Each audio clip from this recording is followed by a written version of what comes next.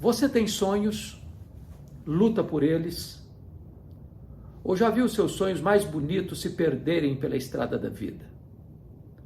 Já viu seus sonhos mais belos se transformando em pesadelo?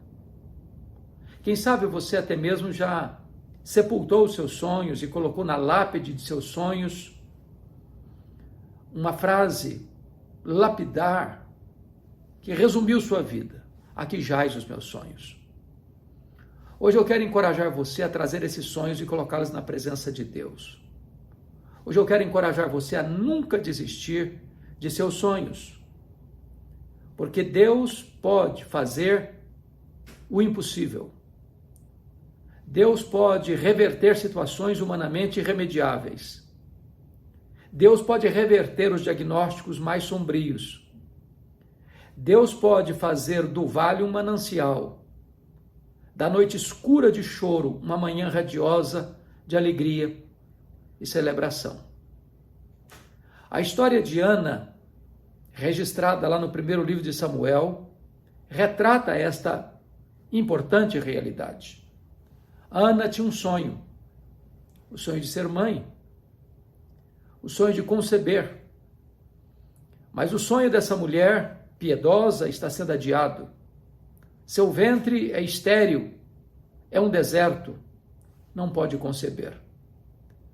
Ana enfrenta muitos desafios na vida, como a zombaria da sua rival, a incompreensão do sacerdote Eli e até mesmo o desencorajamento do seu marido.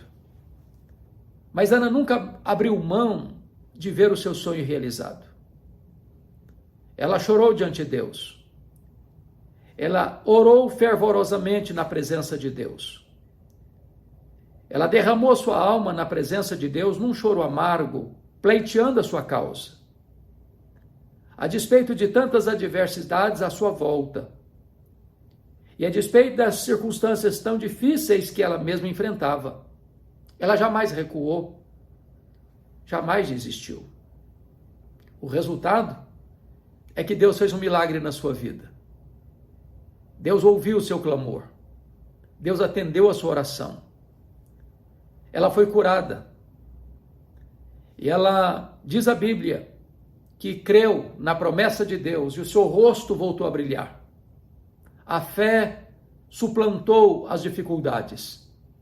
E ela desceu com seu marido para Ramá, coabitou com seu marido, Deus se lembrou dela, ela concebeu e deu à luz a Samuel, o maior profeta, o maior sacerdote, o maior juiz da história de Israel, o homem que trouxe de volta a nação apóstata para a presença de Deus. Você pode ser como Ana. Você pode experimentar hoje ainda os grandes milagres de Deus, de uma cura, de uma situação irremediável na sua família, de um quadro sombrio e avassalador que atormenta a sua alma, de incompreensões à sua volta. Deus pode fazer maravilhas na sua vida ainda hoje. Não desista. Me permita contar-lhe minha própria experiência. A minha família morava num lugar muito pobre, no interior do estado do Espírito Santo, nos idos de 1958. A minha mãe estava grávida do seu último filho, em estado adiantado de gravidez. Naquela época, naquele local, não tinha carro, não tinha estradas, não tinha recursos médicos. Quando uma pessoa ficava doente, ela precisava ser transportada numa padiola, um lençol amarrado num varal, e transportado pela trilha 40 quilômetros, onde ficava o posto médico. A minha mãe caiu gravemente enferma. Meu pai sabia que ela não suportaria uma viagem de 40 quilômetros numa padiola. Chamou o médico e ele veio, a examinou e disse: essa mulher não vai sobreviver. Ela está muito doente, ela está muito fraca. E a criança que está no seu ventre está em agonia de morte. A única chance dessa mulher sobreviver é sacrificar a criança. Porque se não tirar a criança, a mãe morre junto com a criança. A minha mãe, entretanto, pensou diferente e tomou uma outra decisão. Ela disse: eu não abro mão desse filho, eu não desisto desse filho. Eu estou pronta a morrer com ele, a morrer por ele, mas eu não desisto dele. E naquele momento de profunda angústia e dor, a minha mãe fez um voto a Deus e disse: meu Deus, se tu poupares a minha vida, se tu poupares o meu filho, eu vou consagrá-lo para ti, para que ele seja um pastor, um pregador da tua palavra. Deus ouviu a oração da minha mãe e eu nasci. Nasci na roça.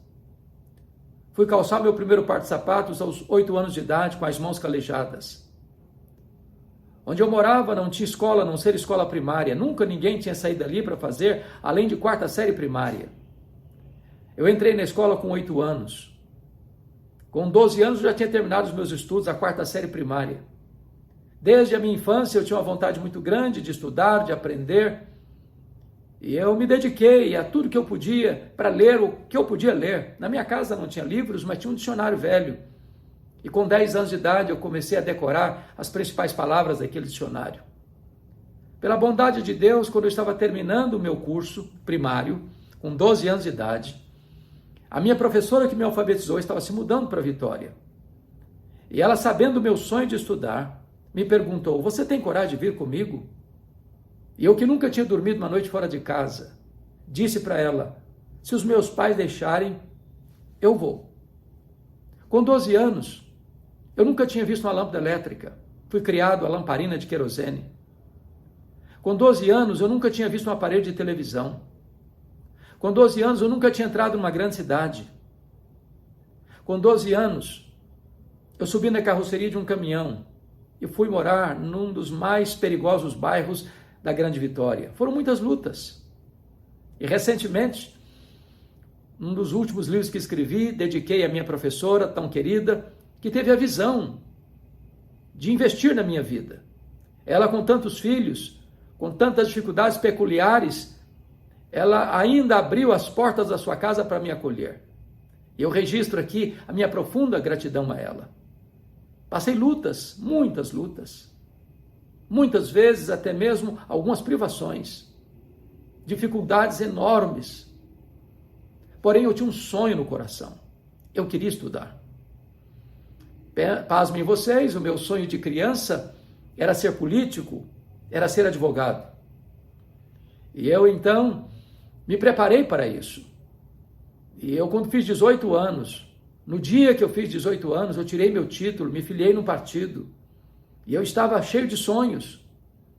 Eu estudava na época na Emater, do Ministério da Agricultura, e eu tinha sonho de terminar o 2º grau e fazer um vestibular e fazer advocacia e me tornar um advogado conhecido e um político de projeção. E então, certa feita, eu conversava com um presbítero amigo e contava para ele o meu projeto de vida. E disse para ele que quando eu terminasse a minha carreira como advogado e político, no final da minha jornada, eu entraria num seminário para me preparar no final da vida para dedicar o resto dos meus dias à pregação do Evangelho. Este homem, com a autoridade de Deus, pôs o dedo literalmente no meu nariz e disse: você quer dar as sobras para Deus? Você quer dar o resto para Deus? Deus quer você agora, na sua juventude, com o seu vigor, com a sua inteligência. E aquela palavra entrou no meu coração como uma flecha. E a partir daquele momento eu fiquei plenamente convencido de que naquele momento Deus me chamava para o ministério. Eu desisti dos meus sonhos e abracei o projeto de Deus.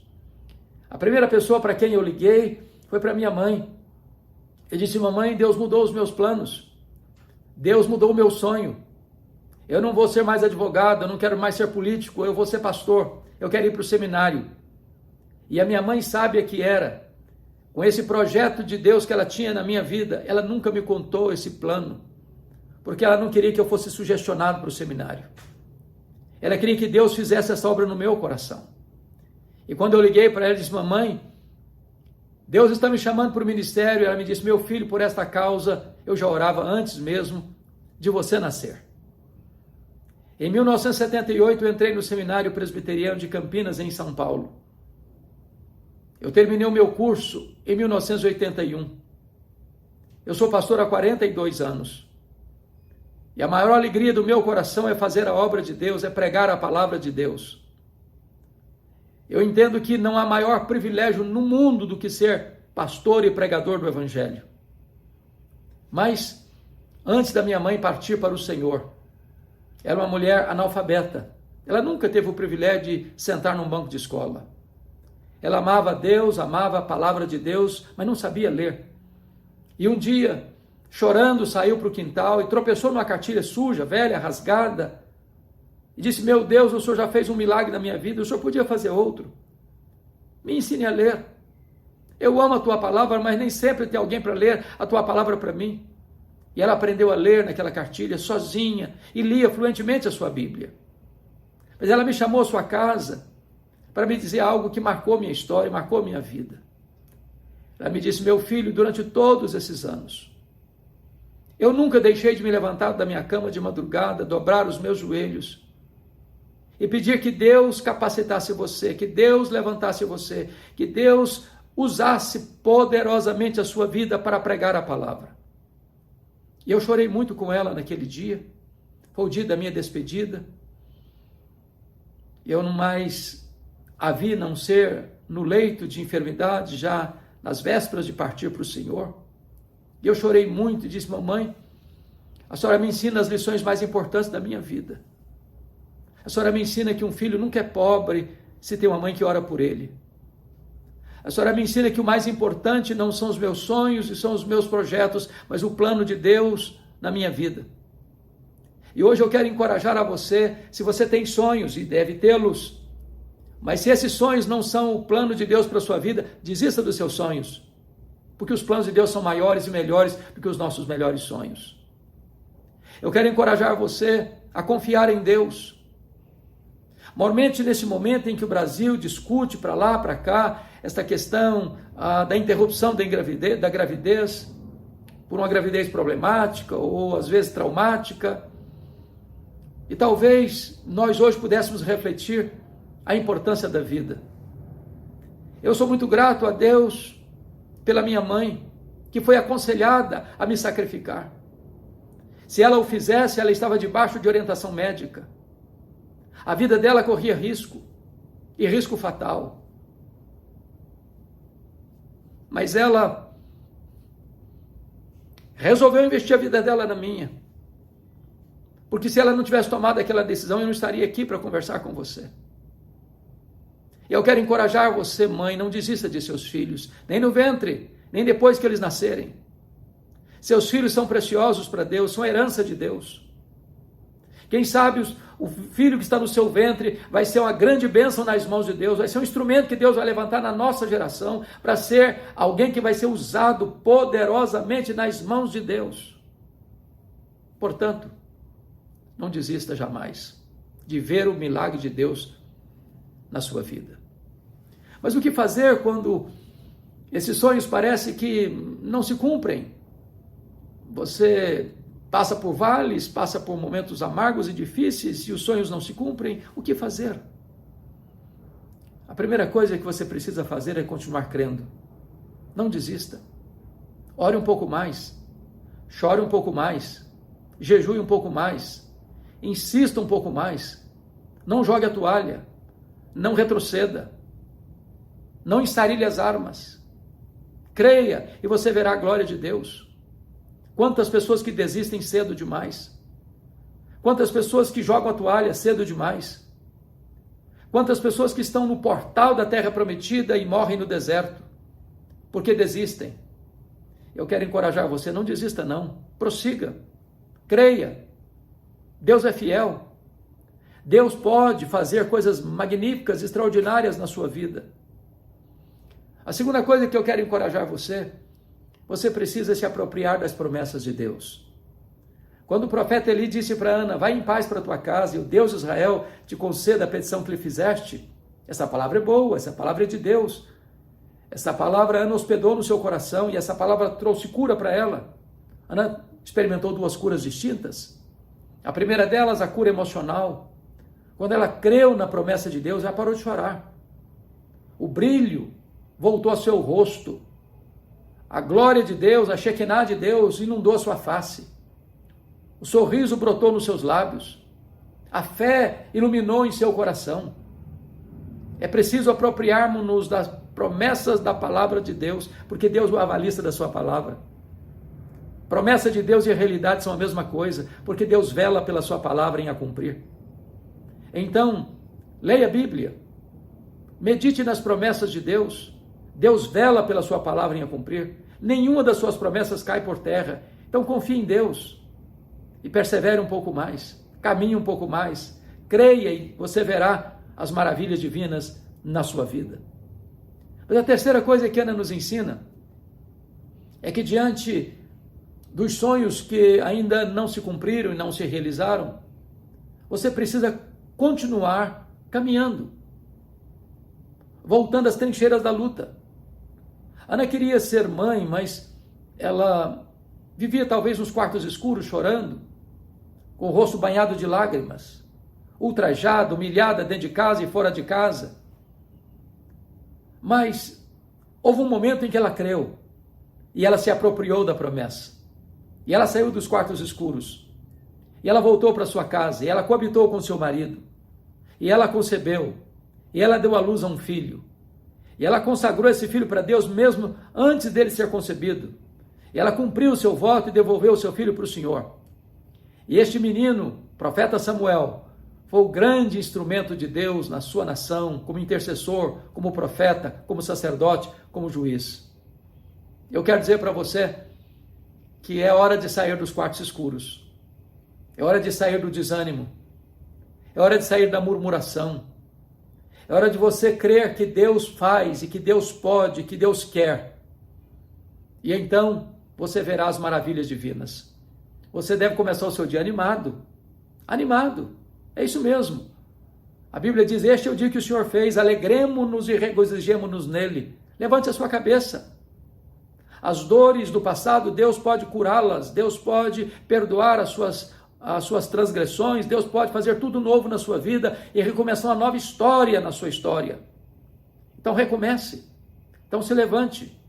Este é o dia da grande vitória de Deus na sua vida. Como disse um autor muito conhecido, Og Mandino, para você começar o seu dia animado, talvez você pudesse pegar o jornal, o melhor jornal da sua cidade, abrir o seu jornal, logo cedo, antes do café, e começar a leitura, mas não nas páginas políticas, não nas páginas econômicas, não nas páginas policiais, não nas páginas esportivas. Talvez essas notícias vão deixar você mais triste ainda. Comece a leitura lá na página do obituário, exatamente, na lista das pessoas que morreram. E você vai descobrir algo fantástico. Você vai descobrir que o seu nome não está nessa lista. Você vai descobrir que todas as pessoas que estão nessa lista dariam tudo para estar no seu lugar, mas elas estão mortas. Você está vivo. E se você está vivo, um milagre de Deus pode acontecer na sua vida hoje. Então, não desista de seus sonhos. Não desista de ver um milagre de Deus na sua história, na sua vida, na sua família. Talvez hoje você esteja cruzando os vales mais escuros. Talvez hoje você esteja pisando em estradas juncadas de espinhos. Talvez hoje você esteja navegando por mares revoltos. Talvez hoje você esteja acuado por crises medonhas de saúde, ou financeira, ou familiar. Talvez hoje o cenário é contrário às expectativas de sonhos realizados. Mas entenda uma coisa, Deus está acima dos seus problemas. Ele é maior do que os seus problemas. Ele pode sanar os seus problemas. Ele pode vir ao seu encontro nas tempestades da vida, caminhando sobre o mar, mostrando que as ondas revoltas estão debaixo dos seus pés. Então creia, não desanime, não retroceda, não jogue a toalha, não desista. Não desista da vida. Não desista dos projetos de Deus na sua história. E eu estou certo de que você verá as maravilhas divinas. Você verá que o vale mais escuro vai se tornar num manancial. Que as noites mais doídas de choro, de manhã vai voltar a alegria. Você vai ver que nas tempestades mais borrascosas, o sol vai voltar a brilhar. Você vai perceber que nas horas de desânimo, talvez de entrega dos pontos, Deus vai injetar ânimo e força em seu coração. E você vai se levantar na força do Todo-Poderoso para sair vencendo, para ser um vencedor, para conquistar as mais consagradoras vitórias na sua vida. Eu estimo que Deus abençoe você. Eu estimo que Deus fortaleça você. Eu estimo que Deus levante você. Eu estimo que Deus faça um milagre extraordinário na sua vida, porque é tempo de lutar, é tempo de vencer. É tempo de nutrir não sonhos e devaneios humanos, mas nutrir no coração a expectativa do grande projeto de Deus na sua vida, porque os planos de Deus são mais altos, porque os caminhos de Deus são mais elevados e os planos de Deus não podem ser frustrados. Então Deus abençoe você, Deus abençoe seu coração, Deus abençoe sua família. Meu abraço, que Deus conduza você em triunfo.